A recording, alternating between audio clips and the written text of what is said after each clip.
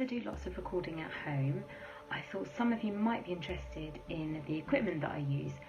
So I thought today I would introduce you to my microphone. Now this is a Rode NT1-A vocal microphone. I bought it off Amazon a couple of years ago. Perfectly reasonable for home recordings, under £150. It came complete with a suspension shock mount, its very own XLR cable, a pop filter and a dust cover. Most useful. So what do I use this for? Well, it's really good for creating home recordings. If you use something like Logic Pro X, it's great for just putting some vocals in and you get really good results from it. It's a very pure, clear sound, I find. I really like working with it. How do I use it? Well, it's really straightforward. I have this plugged in all the time. I have an XLR cable running from the microphone down my dodgy stand, which I can't use anywhere else, so it sits in here. And then I put it through my audio interface, which then feeds through into Logic Pro. I usually stand roughly about that far away from the pop shield. It seems to work for me. Here's an example of me singing a couple of lines of one of my songs. And this is the version of it being recorded and then put into Logic. So this is how it sounds after you've added a bit of reverb, etc., or whatever you want to add. I'm dreaming in circles, this rhythm, it moves me.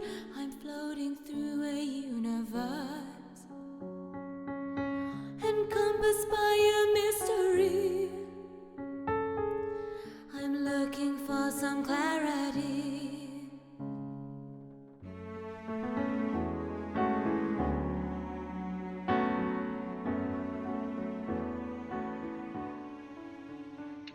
I'd be lying if I said it was perfect in every single way.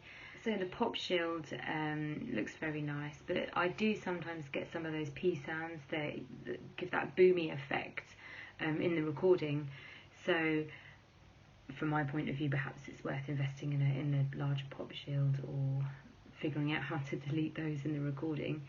And the other thing is, it is such a clear microphone that it does pick up every single creak. So a little bit of editing has to take place whenever I walk across the floor and it's recording, because you do get a bit of a sound.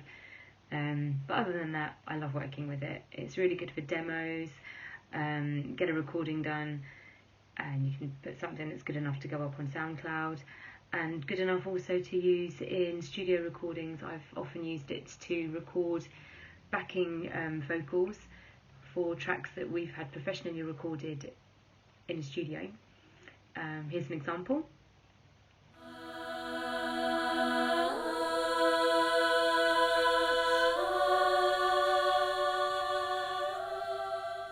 So I hope you've enjoyed this little chat. I think I've covered everything, but if you've got any questions, feel free to drop some in the comments. See you again soon.